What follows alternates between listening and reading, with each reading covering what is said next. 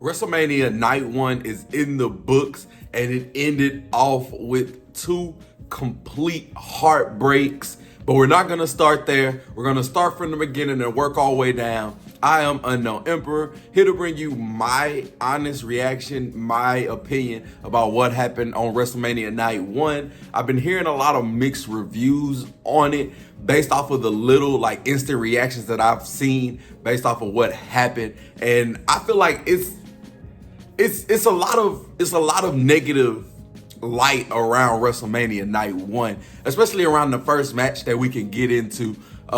It was Jey Uso dethroning Gunther to win his first World Heavyweight title. Me, personally, I am happy about the move. I am glad about how the match went down. Jey Uso only hit 2 super kicks throughout the whole match. I was thinking about 6 or 7. So he really took he got 5 or 6 moves and the he can't wrestle talks to heart. And he showed y'all that he can put on a good, hard-hitting, storytelling match. And he showed this here. And I don't know why people are upset that he tapped out Gunther. When you really sit down and look at it and think about it and really look at how it's gone down, Gunther has put Jey to sleep so many times. And when Jey was zip tied to the ring rope, and he had Jimmy in the chokehold in that same sleeper hole, I feel like this was poetic justice. I'm not gonna beat you with my move. I'm going to demoralize you, and I'm going to show you, and I'm going to beat you with your move. I hit you with 3 splashes, 3 Uso splashes, 2 super kicks, and a spear. And I'm thinking to myself, what can I do to really show this man that I'm not afraid of him? I'm on his level, and I'm gonna get revenge for what you did to me and my family. I'm going to tap you out. I'm going to choke you out. And he did exactly that. So Jey Uso, congratulations on winning that title. I'm very intrigued to see what route we go. I don't think he did any type of yeeting. Like he didn't show any type of happiness until he won that title. Then Jimmy came out. They got to celebrate with each other. They hugged and they left out through the crowd. That was a real nice, touching moment. Jey finally is champion, and Gunther gets to not have that title. So we get to see a different side of Gunther. Is he gonna be a dominant, back and forth heel baby face the way he just ride the wave? Because I don't think he's gonna go for the Intercontinental Championship. He just lost the World Heavyweight. Maybe he might take a break, step away for a little minute, or he might be a dominant main eventer, kind of like what Drew McIntyre has been doing. But I'm ready to see what happens with that. Next match brought us another change of titles, with the New Day capturing the Raw Tag Team titles from the War Raiders. And this match was okay. The heel New Day did heel things. The War Raiders put on a hell of a fight. But at the end of the day, New Day was a little bit too much for the War Raiders. They hit the assisted neck breaker knee stomp thing in from the corner, 1, 2, 3, and then they run out of Las Vegas holding up the Raw Tag Team titles. And I feel like this was extremely needed for the tag team scene, especially on the Raw side, because the War Raiders wasn't doing anything with those titles, and the New Day are going to take those titles to another level if given the opportunity, because any act can be burnt out if they're not given any type of story, any type of guideline, any type of emotion to really sink their teeth into. But it's the New Day. They just won their 13 titles, and they are heels right now. So I know they are going to shout it from the rooftops how they didn't need Big E, and after how they did everything that they did, they still ended up on top. No hate, no love, no nothing towards the War Raiders. They are a nice tag team, but they weren't doing anything with those tag titles. Give them to the New Day. New Day get into a nice storyline, bring some prestige back to those tag titles, and we get to finally see the tag division take off. But we have, side note, we have black tag team titles champions on both brands. I feel like that is a bonus. We have black tag team champions on both brands, but it's very ironic that both of those titles don't get any type of love or any type of, prestige. Maybe it's up to them to bring prestige back to those titles, but then ultimately they're just gonna let a team take it away from them.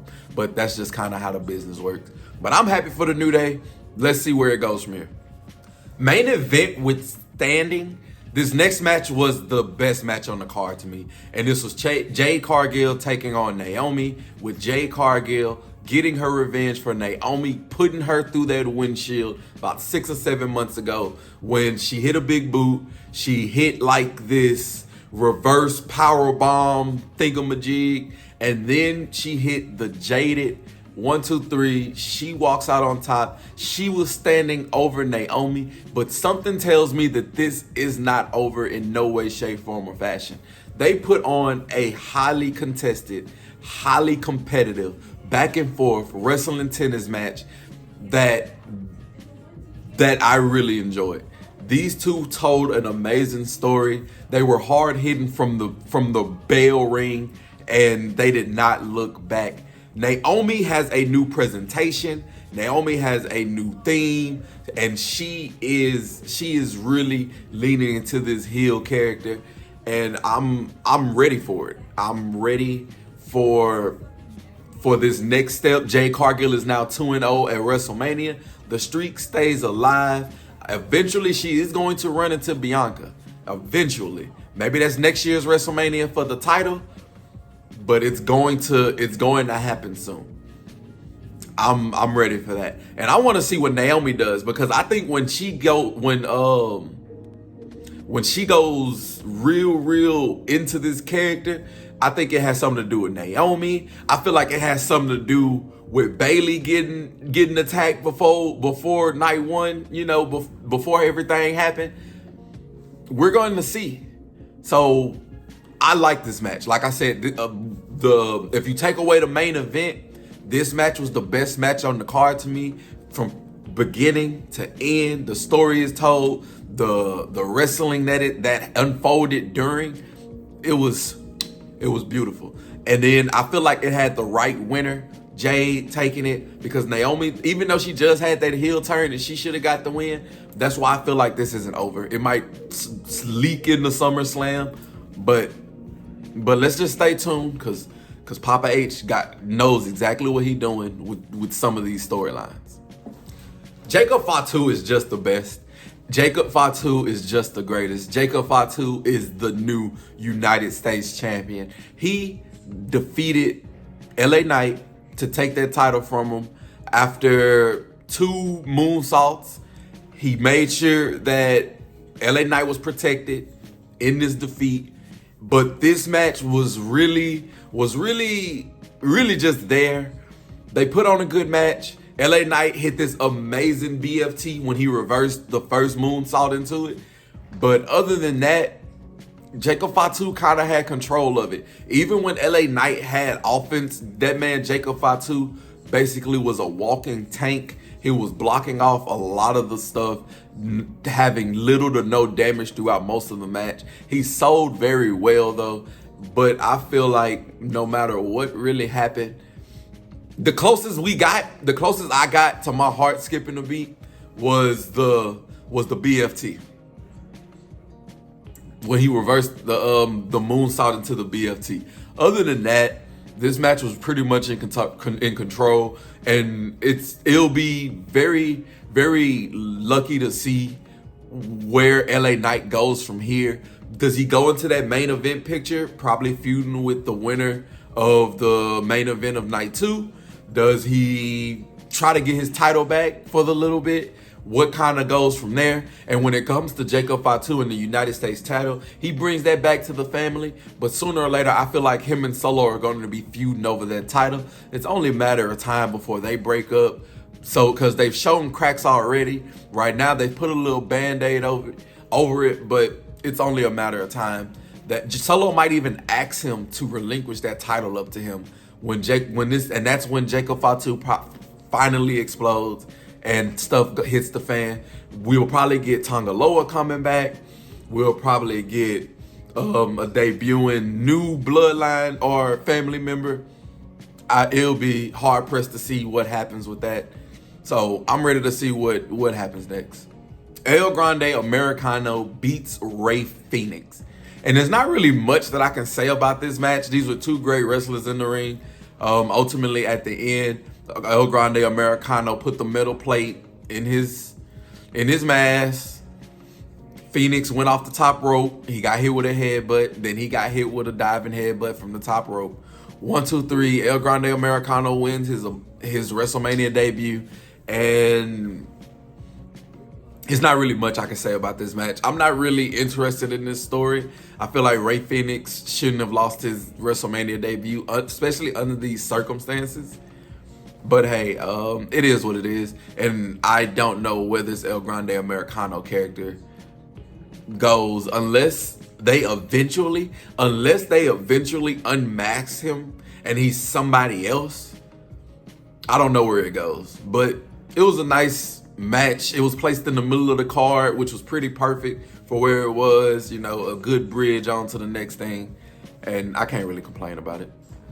And in a match where everybody was praying for this result to happen, and it did, Tiffany Stratton retains her women's championship against Charlotte in a nice back and forth match. These two women can wrestle. Tiffany Stratton basically grew up before our eyes in her development in this match against Charlotte. It wasn't no low moments in the match. It was pretty steady from the beginning. Tiffany Stratton hit her prettiest moonsault. These two was really going after each other's leg. I hope this is over. I hope this is done. I really don't want to see them two wrestle anymore. Like, not that anything as far as the two people involved. It's just like I don't like their chemistry. I don't like the story that was told, the energy that they give off, the wrestling match. Like, they had a nice wrestling match because these are two good wrestlers. But I don't think they did a good job with the build. So I'm really over it. It's WrestleMania. Tiffany won. Let it conclude. Charlotte can go do her thing. Tiffany can get into another feud. Let her continue to grow. Or maybe they make this like a series where Charlotte wins it in like a month and then Tiffany wins it back at SummerSlam. I mean, I guess if they can tell the right story, I wouldn't be opposed to it. I'm always optimistic, but I never know. Never know. But that was that. There's really not much to really put into that match. It was good, and Charlotte didn't win, so we're happy.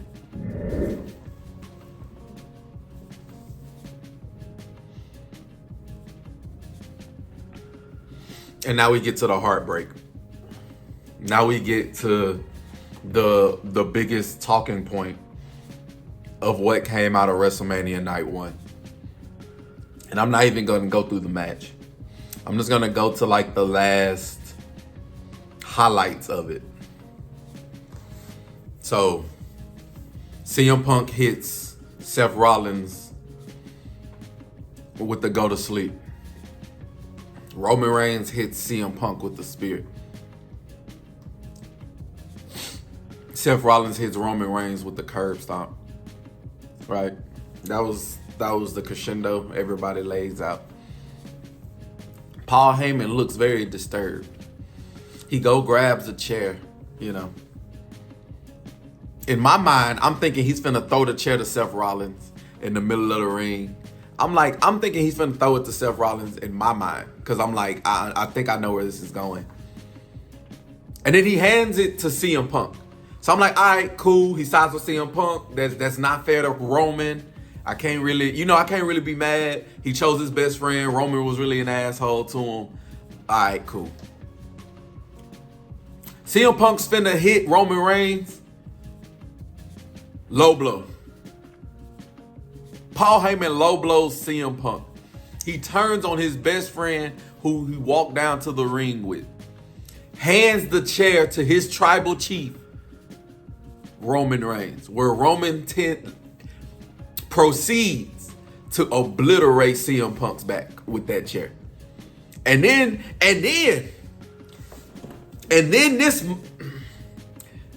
Paul Heyman proceeds to tell his tribal chief, look, it's Seth. He's set up like the Shield. Hit him, Roman. He's set up like the Shield. You have to Shield chair shot him. Roman looked. He got that look in his eyes. He was finna hit him. Low blow number 2. Paul Heyman low blows the tribal chief. And while Seth Rollins, and I don't know if y'all noticed this or not. Seth Rollins stood there with his hand out.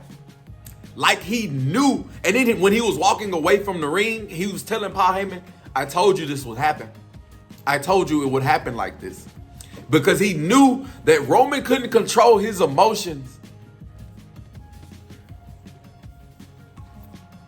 And then the final, and then he curb stomped him. He hit him with the chair a couple times. He curb stomped him 1, 2, 3. Seth Rollins beat Roman Reigns and CM Punk to close out WrestleMania night 1. Paul Heyman walks away with Seth Rollins. Everybody is in shock. Paul Heyman is a jackass. Seth Rollins is a heel again, with speculations that he is going to join The Rock and he is going to join John Cena to form the corporation or the corporate or something like that. That's gonna be crazy. That is going to be crazy. John Cena did say he didn't have to wrestle to beat Cody Rhodes. What did he mean by that? He said he didn't have to wrestle to beat Cody Rhodes. What did he mean by that? I don't know. But my honest reaction from this match is I feel so bad for Roman Reigns. Everybody turned on Roman but Jon Moxley. Jon Moxley went to a different company. But everybody turned on Roman but Jon Moxley.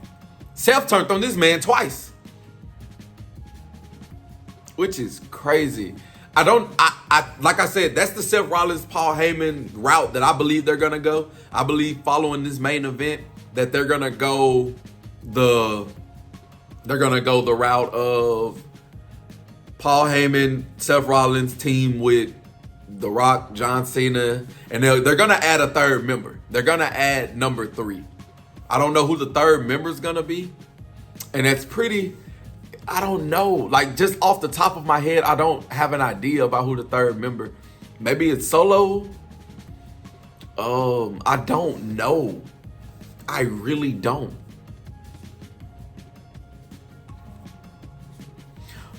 What if Seth Rollins feuds with Jey Uso and take that title from him? So then it's John Cena on one side, Seth Rollins on the other, 2 heel champions run by the corporation. God damn. And then we go to Roman Reigns. Where does he go from here? He said when he loses his wise man, he's going to be a completely different person. When he came out, he had the tribal chief theme, but he had the old Roman Reigns kind of Titantron. So I'm excited to see what this new character is going to be. He's kind of in that Gunther territory where we can't really put a title on you right now, but we can't take you out of this main event picture. Roman deserves some time, but I doubt that happens. And CM Punk is going to be vicious. CM Punk is going to be broken. CM Punk is going to be tearful-eyed. His best friend turned on him on his first WrestleMania. That is going to... And if you didn't cheer for CM Punk, then you're going to cheer for him now. Like, it's... like these two are 2 of the most sympathetic figures. But when you really look at them based off their character, you can't. But... it's crazy. And this was only night 1. But y'all let me know what y'all takeaways from night 1 was. Don't be shy. Feel free to like, share, comment. An easy way to join the Unknown Empire is to hit that follow button. I'm sure we're going to be live streaming it. I don't know if we're going to be on Twitch or YouTube yet, but I will let you know. But until next time, which will be probably after night 2 when we do our honest reaction for night 2 will happen. So until next time, I'll see you when I see you.